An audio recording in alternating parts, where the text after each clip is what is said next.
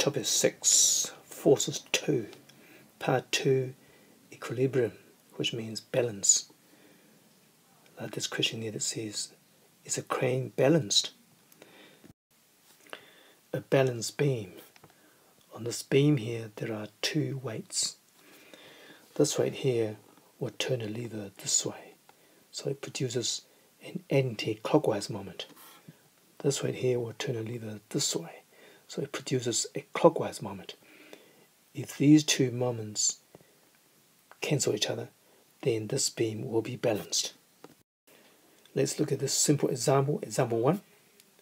This beam here is balanced, and we are asked to calculate this force here applied that will make this beam balance. So the first thing we should say is the anti-clockwise moment is equal to clockwise moment. The anti-clockwise moment will be produced by this force here. This force pulling the beam down will turn the beam this way, anti-clockwise. Well, this weight here will turn the beam clockwise. So for anti-clockwise moment is force times the distance here. F times 0.25 meters equal to this force here times the distance here. 5 times 0.5 simplifies it to that. Finally, F is equal to 10 newtons.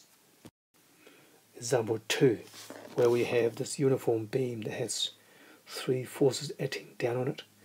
This force here, W, this force here, 20 newtons, and its own weight acting through the fulcrum.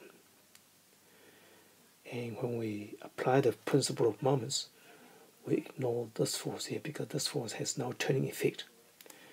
Only this one and this one. So the anti-clockwise moment produced by this force is equal to the clockwise moment produced by this one. And one equal to the other. The unknown W is worked out to be 40 newtons. And then question B asks for reaction force of the fulcrum pushing up on a beam.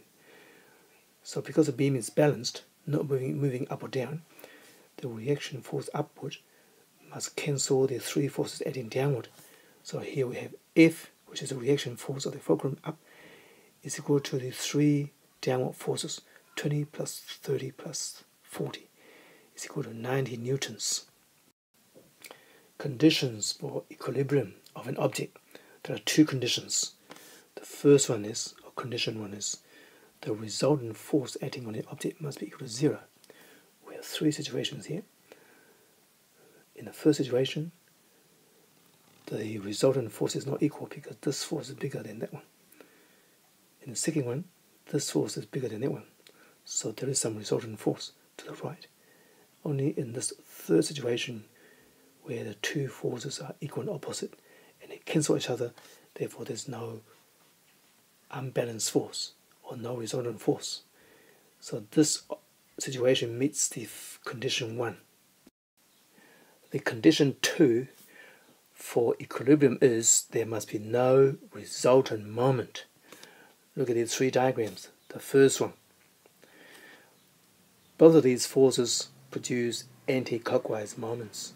So there is resultant moment. So this one does not meet the condition 2 for equilibrium.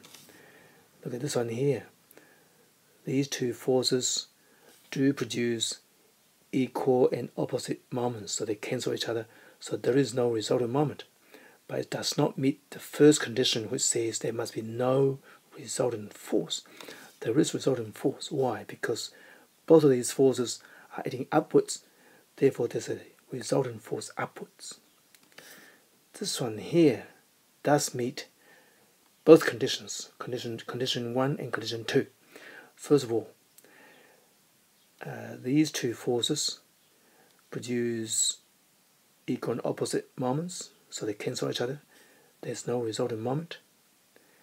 And also, these two upward forces are cancelled by this downward force, so there's no resultant force. So this diagram meets both conditions, and therefore this beam is in perfect equilibrium.